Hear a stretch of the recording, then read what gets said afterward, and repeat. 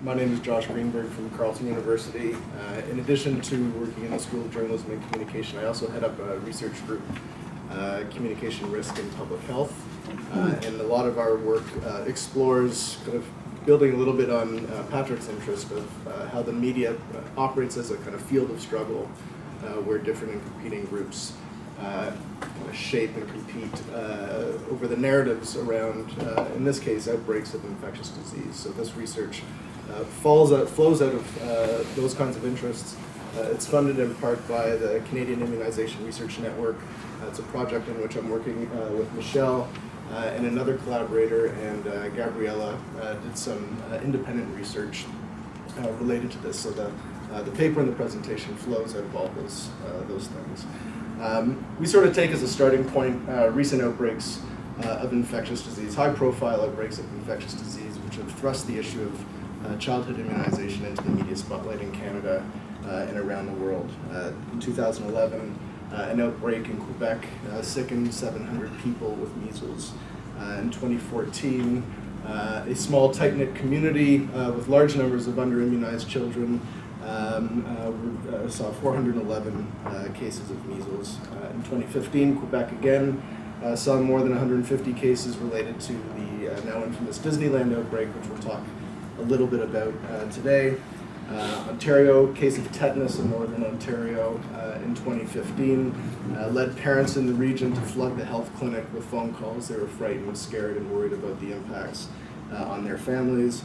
And for those in Ottawa, they may remember in December of last year, Ottawa Public Health issued notifications to 900 families that their children weren't up to date with their immunization schedule and were facing the threat of school suspensions. So this is an issue that has percolated and generated considerable media attention in recent years.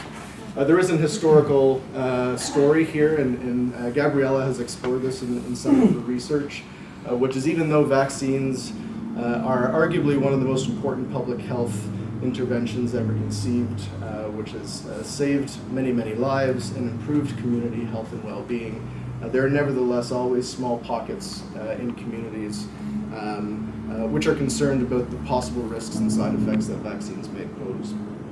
In Canada, this is a small, fairly small, but depending on whom you ask, growing population of people. And what we're seeing is, I guess, a greater degree of nuance and complexity in the positions people take with respect to vaccines. We're all familiar with the emergence of the anti-vaxxer, and that's going to be a big focus of our discussion today. But what is an anti-vaxxer, and where do they fall along what we describe in our wider research as a spectrum of what we call vaccine hesitancy? So for some people, they're strident opposition to the concerns about vaccines, but for many others, they fall further along a spectrum which leads from anywhere where you have concerns and worries, but you still immunize your children anyway, to you're concerned about the number and frequency of vaccines, so you'll take some shots and avoid others, so you have this problem of delay. And so one of the main arguments we make in the paper, and we'll try and sort of touch upon today, is that when you look at the media coverage and the media narratives around these kinds of incidents, you lose a lot of that nuance and complexity. What we describe as the specter of the anti-vaxxer looms large over these media narratives, and I think raises important challenges and problems for how we communicate about the risks of disease and the risks of vaccination. So we do start with the now infamous measles outbreak at Disneyland. Between December 2014 and April of 2015, more than, I think it was about around 150 cases, which centered on a patient zero who was never identified, who set off this outbreak at Disneyland, which spread to 12 U.S. states, Canada, and Mexico. And as I mentioned in my opening remarks, more than 150 additional cases in Quebec were traced back to this outbreak. In California, where the largest concentration of cases were located, about 130 people, around 20% of those infected, were hospitalized, some with quite serious illness, although there were no deaths.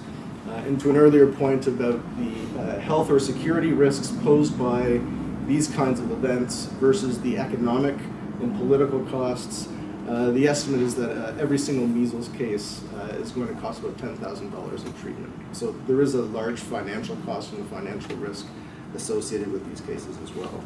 So this is the kind of the wider context that we're interested in, and we've been exploring the media coverage of the outbreak and the ways in which the coverage of that outbreak has generated quite an intensive public conversation and media conversation about vaccines and about immunization in particular. So I'm going to turn the clicker over to Gabriela. She'll walk you through the methods, the theories, and some of the findings. Okay, so we use the linked concepts of moral panic and moral regulation to try to understand how the discourse around vaccination emerged in the media during the coverage of the Disneyland outbreak. And moral panic, as defined by Sam Cohen, is used to qualify situations in which there is a consensual, volatile, and disproportionately hostile response to a group who is considered deviant. And these are called folk devils. And their identities and behavior come to be under public scrutiny and basically reflect a moral transgression in a sense that threats social values and interests. So, well, not all panics are alike. There are varying levels of moral panic, and also the causes may be fair. But the mass media play a key role in the formation of the moral panics. They basically exacerbate the discourses and make the panic big. So it has been argued that the media are actually prime movers and beneficiaries of these events.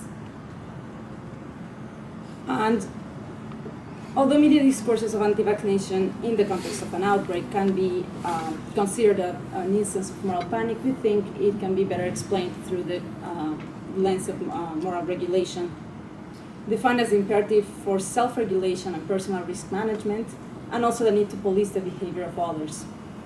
So what is essential to moral regulation is the generalization and dissemination of mechanisms of self-discipline. And in this context, moral panics are sensational and inflammatory discourses that denounce the moral transgressions of others. And the responsibility in these cases for harm reduction gets momentarily transferred from the individual to the group that is considered deviant, while the larger group demands for the deviant behavior to be corrected. So vaccination programs are part of a project of moral regulation that are premised on the idea that the individual is going to be responsible and is going to choose vaccination to protect themselves and to protect others. Therefore, anti-vaccination is considered both immoral and a social risk, as well as a personal one. So what we did was a content and a discourse analysis in 11 national and regional daily newspapers and online news sites from December 2014 to April 2015, with a total sample of 331 news pieces. And the analysis was basically made in terms of language use, and also what was the broader intertextuality and what actors emerged and what themes were recurrent, and also the relationships between them. For example, we considered what was significant, what was portrayed as good, as normal, as desirable, versus what was considered as undesirable, who had authority and who didn't, and what was foregrounded or backgrounded.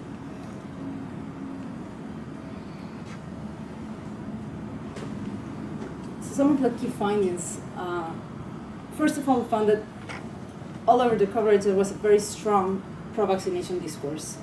The media reinforced this by referring to vaccines as the logical choice, the safest one, the only one that offered protection. Measles was not treated just as a childhood disease, but it was called a killer disease with terrible side effects, and therefore not just something to let go without vaccination. Furthermore, the media tended to use mostly health organizations and health officials as their sources for information, who were constantly reminded the public to update their vaccinations. So, for example, one column says civilization as we know it cannot survive without vaccines, which was a very important message that was reinforced throughout the coverage. In that sense, vaccination was considered the good, desirable behavior, and then obviously anti-vaccination was considered the undesirable behavior. So then another thing that the media did in considering vaccination the desirable behavior, they focused a lot in the anti-vaxxer, or in the idea of the anti-vaxxer. And yes. So the coverage amplified the feeling of risk and of threat by focusing on anti-vaxxers, which was a term used to basically conflate all of the spectrum of vaccine hesitancies Josh explained, and therefore constructed them as fault labels. They were directly blamed for the outbreak, and in doing that, the media basically ignored all other possible factors that played into that, like poor access to healthcare. But for example, one piece in the Vancouver Sun says anti-vaxxers are the main reason viruses such as the mumps, measles, and other illnesses that had been all but eradicated are appearing all over the place again. So very clearly blaming anti-vaxxers. And they portray the vaccine hesitant not only as a health threat, but also as in very demeaning terms. For example, stereotypical representations of anti-vaxxers were describing them as ignorant, scared, selfish, and being against science. They were also accused of being dangerous criminals, causing deaths, recruiting others, and trying to spread their campaign against vaccination. These representations correspond to a construction of a fault label as threatening moral values and threatening the safety of the society at large. So, not only were anti-vaxxers described, but there was a very intense effort to profile them in the coverage. And this was an attempt to make them like a more clear, well-defined group, and relating them to specific beliefs and lifestyles. Mostly this was made through mockery. So this was not profiling individuals, but just the idea of who the anti-vaxxers are, right? So for example, one of the columns asks, could we stop anti-vaxxers if measles contained gluten? So very clearly related them to a specific lifestyle. Another one says, anti-vaxxers are parents who claim that they can keep measles at bay by feeding their children organic food and channeling their chakras. So again, very, it was made pretty much through mockery, and but there wasn't a clear definition of who the anti-vaxxers were. And that was a problem in the coverage, as it was very hard to actually profile them. First, because, as we've said before, vaccine hesitancy is a spectrum. It's not a strict negation of vaccination. It goes to include vaccine delayers and those who choose some vaccines and not others, because they consider that some are dangerous but others aren't. And there's also parents who go through the vaccination but still are worried about the possible side effects of it. Second, because vaccine hesitancy exists across social classes and the political spectrum and the educational levels. Like, basically what the media found in trying to profile them is that anti-vaxxers can be anyone, anywhere. And this also heightened the feeling of risk.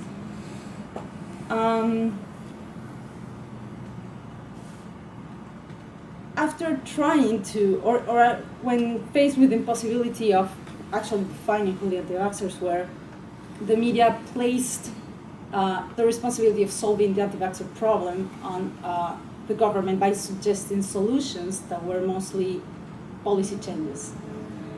So, for example, I think maybe this was the next one. No, sorry.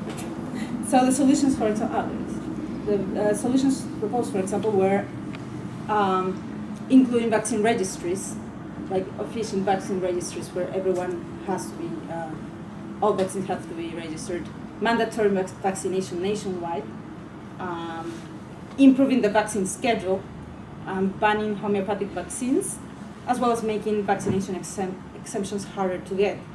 Like, for example, the case of Ottawa, where children actually need to be vaccinated, but vaccine exemptions are available. And in this sense, the media also tried to raise awareness among the public about the issue of the anti-vaxxer, or the problem of the anti-vaxxer, and how dangerous it is. But anxieties about vaccine hesitancy are not a new phenomenon. They've been going on since the first vaccine was instituted in the 19th century. So vaccine hesitancy has since then been a persistent concern.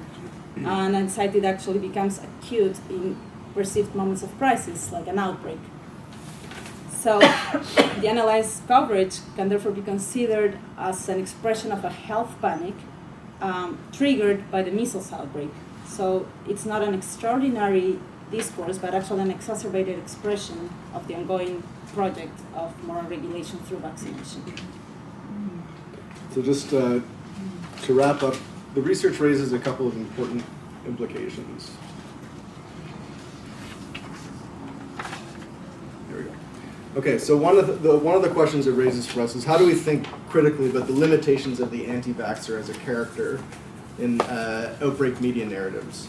As I said, the anti-vaxxer sort of looms large, even though individuals who may have these sort of strident positions of opposition to vaccination aren't themselves directly quoted. There's almost have this sort of phantom kind of menacing role in the coverage. They're always raised whenever when we have new research that comes out and a case like this emerges and I get a call from a journalist, they're always asking about the anti-vaxxers. So how do we think they're a bit of a foil in some respects, because they're an easy way to generate attention, but at the same time, the ease with which the anti-vaxxer allows us to drive media coverage and to talk about the importance of vaccination raises important risks. And it's the risk of eliminating some of the important nuance and complexity with respect to where people lie along that vaccine hesitancy spectrum. Challenge, I think, is that public health and medical professionals, when positioned opposite anti-vaxxers, can unwittingly contribute to that kind of health panic discourse. We're talking about a very, very small number of people.